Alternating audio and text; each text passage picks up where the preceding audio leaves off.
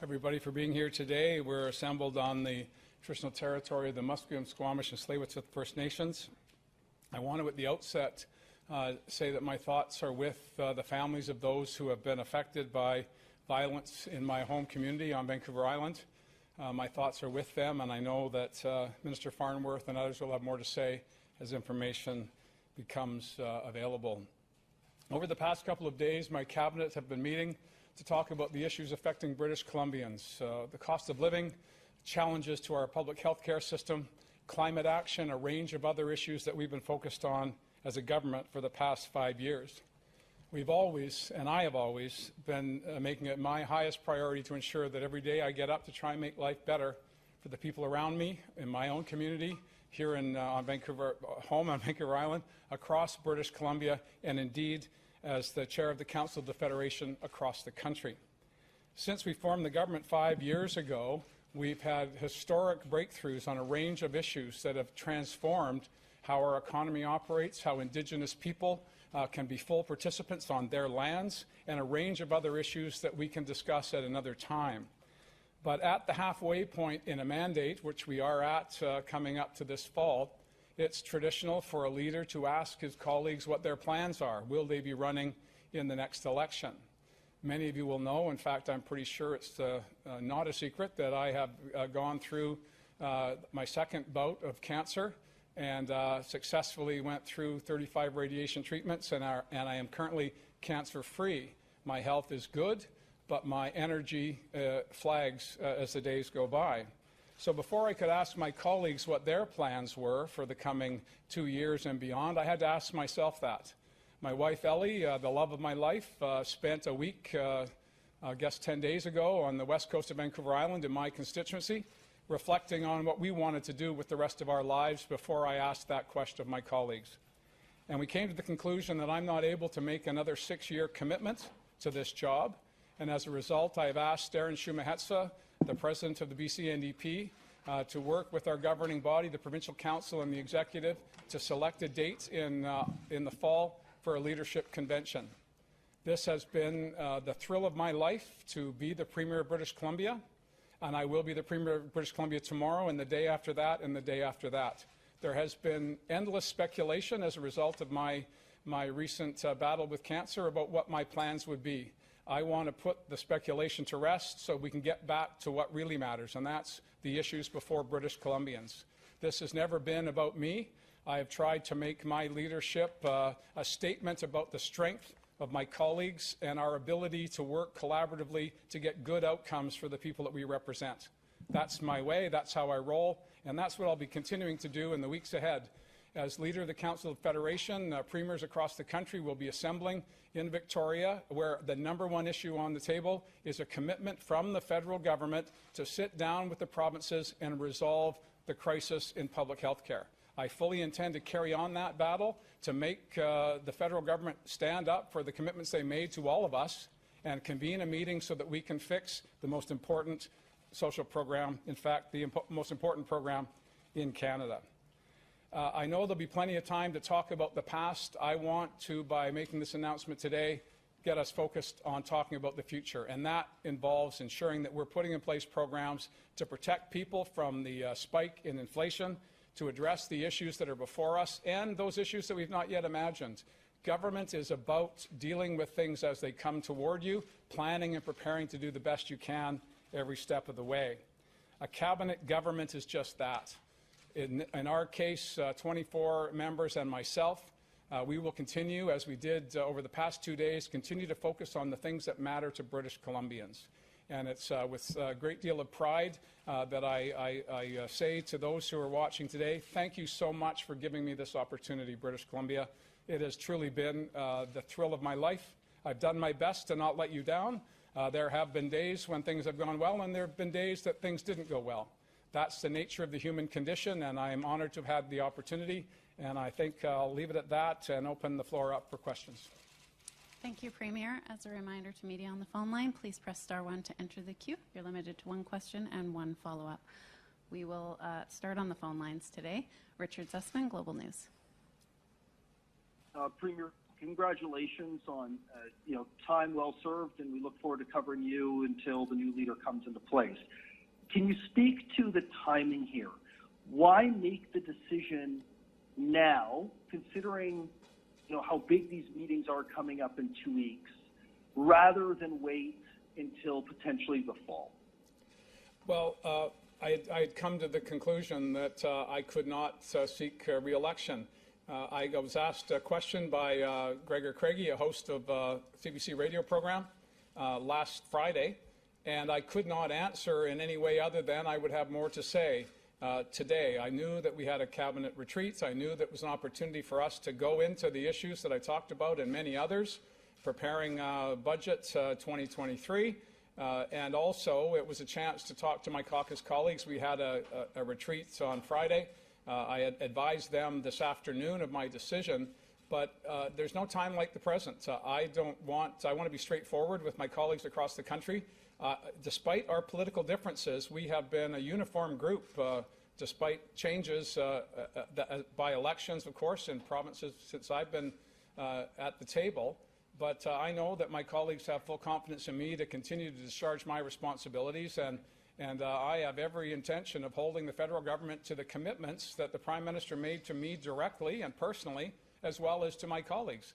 We need to sit down and figure this out. British Columbians are counting on that. Albertans are counting on that. Canadians across the country are counting on that, and I have every intention to carry forward. And I know that I'll have the full support of my provincial premiers across the country.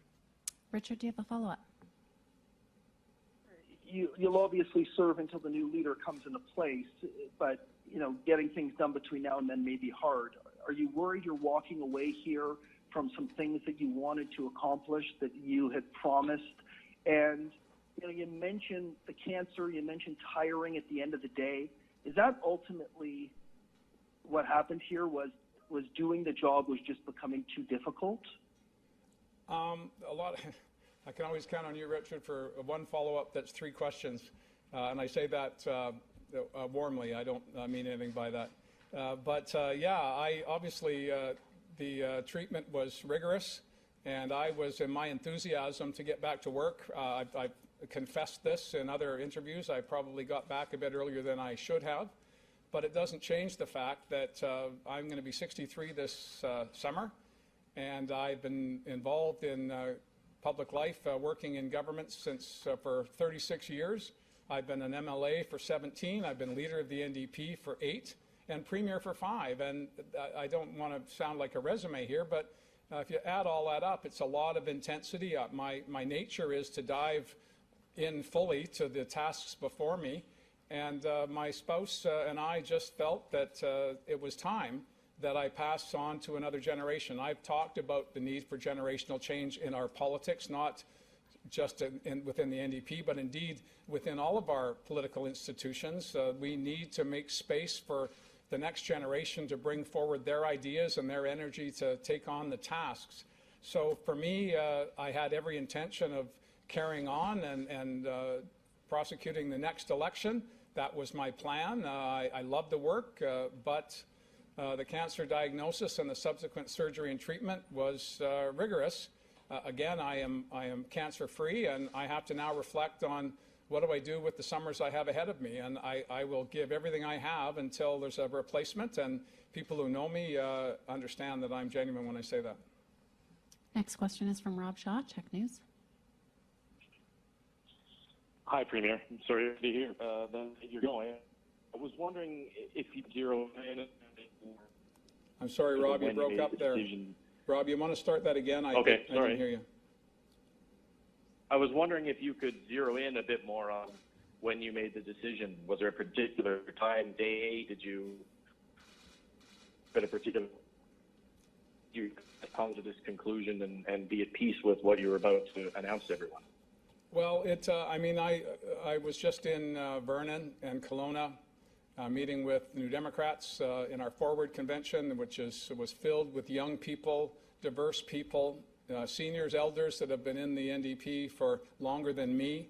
And it was a powerful moment for me, but I had made my decision when Ellie and I were walking on the beach laughing and reflecting on how many beaches we'd walked on in our lives. We've lived in Australia, we've lived in Ontario, we've had the blessing of living on Vancouver Island since my home since 1992, and it was just a moment where we said, let's do more of this and less of that, quite frankly.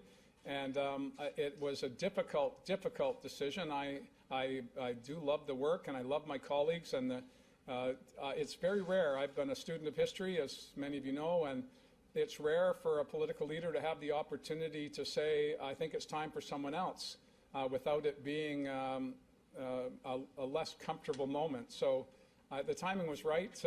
My health circumstances dictated it, and it was watching the otters, quite frankly. We were at Otter Point. If those who want to get out their maps and check out Otter Point on Vancouver Island, as you're traveling around this summer, I recommend coming to Langford-Juan-de-Fuca. Some beautiful opportunities to relax.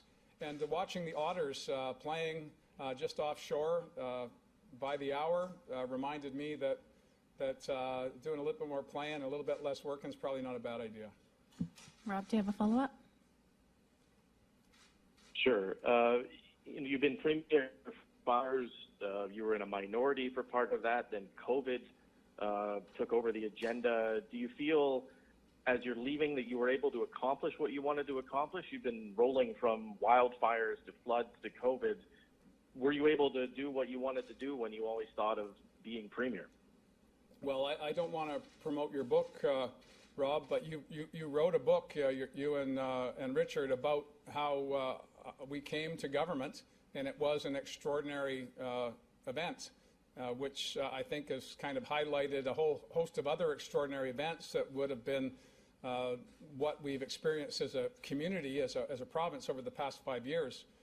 I've always been of the view that events are what governments are about. You have your plan, you have the objectives you want to realize, but your number one job is to be attentive and listening to what people are saying, what issues are affecting their lives, and responding to them. So we've been a responsive government. We've been a government that had an agenda when we arrived, that was built in my time, over 12 years in opposition, engaging with the public on issues that mattered to them that previous governments had been ignoring. And so we've been systematically addressing issues that were part of our platform, as well as addressing the issues that emerged before us. That's what governments do. I have regrets. I have issues that I'm very, very proud of, and there'll be plenty of time to talk about that down the road. Today, I wanted to put the speculation to rest about my future and get back to talking about British Columbians and their needs. That's why I do this, and that's what I'm going to be doing tomorrow. Next question is from Binder Sajan, CTV. Hi, Premier. Political observers often say that you are the biggest asset that the party has. How worried are you that by, stepping away, that you may leave the party at a disadvantage? And is that sort of, your popularity, so to speak, is that why you decided to stay on as Premier until a new leader is chosen? Well, a couple of questions there, Binder. Firstly, I believe that our government has had success because we've been focusing on the issues that matter to people. We've been responsive. We've brought our values, which I believe are mainstream values. I've said BC's filled with New Democrats. They just don't know it yet. And the more people see a compassionate and competent group of people addressing issues as they emerge, they'll continue to support that. It's never been, I don't subscribe to leadership politics. I subscribe to collective activity, cabinet government, people working together. We have our debates inside the room, and then we come out saying we are of one mind, and sometimes you get it wrong. That was evidenced by events over the past 40, 50 days. But that doesn't change the fact that the public will respond at the next election to the values of the candidates and the principles that they bring forward, and also their track record and the contrast between a new leader for our team and the other teams will be there for the public to make their decisions. For me, I'm anxious to get back to work tomorrow, particularly leading into the Council of the Federation meetings in Victoria, and we can make the progress on healthcare that we absolutely have to do if we're going to meet the challenges of the next number of years. Follow-up, Binder? Yes, and Premier, sorry, that was my attempt at doing a Richard Zussman question, but just wondering. It's now called the maneuver. I like past, that best of all, the Zussman maneuver. I'm just wondering also, over the last 5 years, is it even possible to pick out one particular highlight and maybe a low light, something that you wish you had the opportunity to do differently? I think there'll be plenty of time to talk about that down the road. I'm of the view that I'm still working. It's not time to reflect or victory lap or lament. It's time to continue to have my sleeves rolled up and focusing on the work that we've just been doing here for the past 2 days, making sure that we've got a basket of initiatives to help with affordability, continue to try and address the challenges that are before us. We all know what they are. The public knows what they are, and that's my focus. There'll be plenty of time to deal with the highs and the lows. That's not what I want to do today. Katie DeRosa, Vancouver Sun. Hi, Premier. Just in terms of the timing with the Council of the Federation coming up, you've talked a lot about the need for increased federal health transfers. Will this announcement now take some of the strength from your argument out if you're, if it's known that you're going to be retiring imminently? Not at all, Katie. The power of our argument is that the federal government used to be a 50% partner in the delivery of healthcare services by funding those services through the Canada Health Transfer. This sounds like accounting to people who are not familiar with it, but the balance has gone from 50-50 to 78% of funding provided by the province and only 22% provided by the federal government. And I'll remind people, they know this already, that Ottawa doesn't get different taxes. They get taxes and revenues from Canadians, wherever they may live. And this is not a John Horgan issue, it's a Canadian issue. And we have 13 premiers of provinces and territories that have been on the same page for the 5 years I've been here. The participants at the table have changed through election and through resignation, but the issue has always been there, and it's high time we get it addressed. So it's never been about me, it's never been about British Columbia, it's been about Canada and all of us working together. The Prime Minister committed to me that his team would be there to have that conversation and to make progress, and I'm going to hold them to that. Katie, do you have a follow-up? There were times where you spoke off the cuff. Obviously, you joked about the need for Irish Spring during the F-bomb, and you were quite also candid about certain things going off your speaking notes. Do you think that was a sign that you were, I guess, a bit jaded with the political game or becoming a little bit exhausted by the back and forth in question period? Like, how would you characterize how you were enjoying the job in the last few months? Well, obviously, I enjoy more different parts of the job differently, and I've given as good as I've got in the back and forth of partisanship. But I do have to confess that I have always been more interested in big problems and how can we solve them. Before I got involved in politics, I was working in government. I was enamored with the notion of us taking our collective energy, people from different walks of life, different parts of the province or the country, and trying to find solutions. That's what's motivated me from the beginning. I stood for office in 2005, not so that I could have partisan jousts with anyone. It was because I wanted to make a difference, and I continue to want to do that. Speaking off the cuff is not something that's just happened recently for me, and I know that there are my friends who are not political. I have many of those, and I think that's been my salvation. They know that I speak my mind, and sometimes there's consequences to that are not necessarily politically advantageous, but it doesn't change who I am and how I feel about things, and I try my best to be straightforward and candid. That's how I was raised, and that's how I've lived my life, and I'm going to continue doing that after today. Why I'm here is I wanted to stop the speculation so we could get back to the real issues, which are the needs of British Columbians. Les Lane, Times columnist. Oh, thanks. Congratulations, Premier. You've got maybe, 4 months left as leader. Is there anything, apart from the never-ending argument about federal healthcare funding, is there anything at the top of your to-do list? Is there something you want to get done before you bow Again, that'll probably be apparent over the next number of months, Les. What I am singularly focused on, quite frankly, we just come out of our cabinet retreat. Our caucus met, as I said, last week.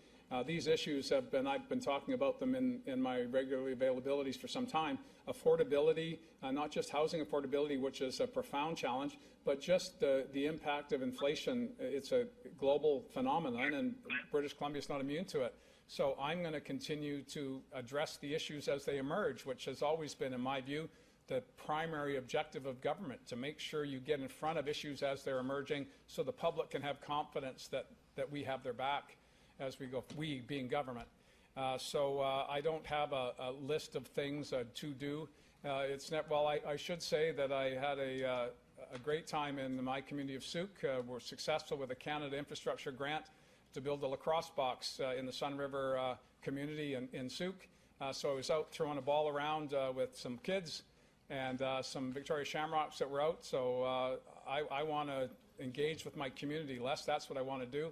I got involved because I love where I live and the people that live there, and I want to spend more time with them because I've been focused on the province. So once a leader is selected, I'm going to continue on as a member of the legislature, and so I can connect with the people in my great community.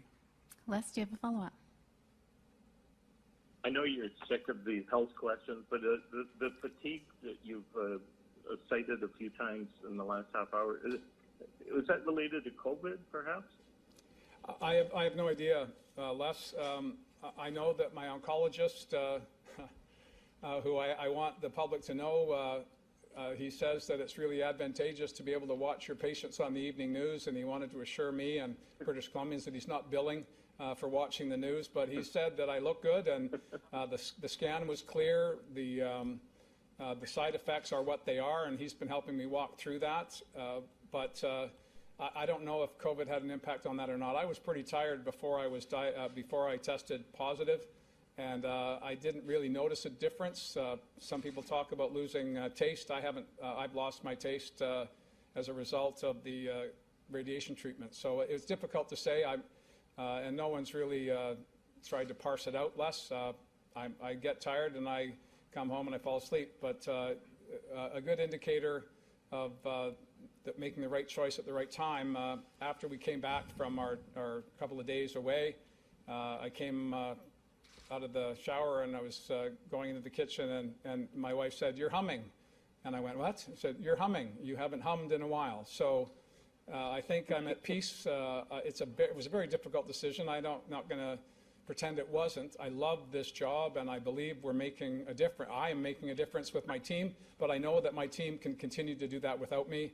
And so it's time to exit when the leader's picked, and I'll continue to find other ways to make a difference. I've got some time left in me. I'm feeling good enough to keep contributing. I just don't know what that contribution is going to be. We have time for one more question. Justin McElroy, CBC. Thank you. Hi, Premier. Hey, nice to see you.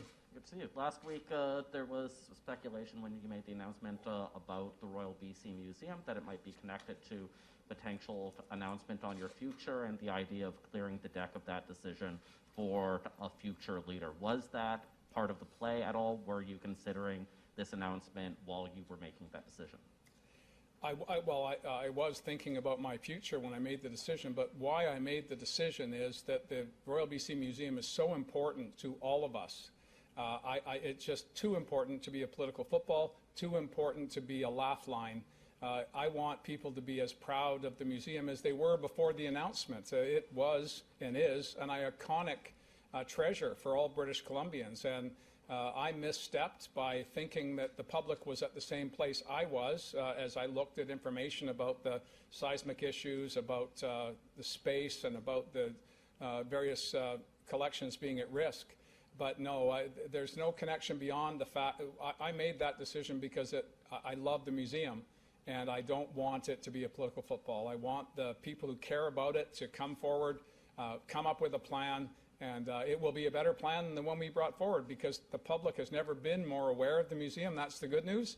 And the better news is that we have a new CEO and the volunteer board who are not partisans. They're citizens who have offered to help and have been on the board, some for a long time, some just recently appointed, it's going to be a better outcome. So my motivation on the museum had no connection to my personal views beyond the fact that I did not want it to be a political football, and I believe that was the right course, and British Columbians seem to agree with me. I was traveling this past weekend, and the number of people that came up to me and said, right thing to do, just reaffirmed that you listen to people, follow their lead, and get things done. Justin, follow up? Yeah, you just said at the very beginning of your statement that you would be asking for a leadership election for the NDP sometime in the fall. Beyond that, are you going to give any guidance or opinion on how that should roll out, including whether any members of your party would be allowed to stay in cabinet or government if they ran?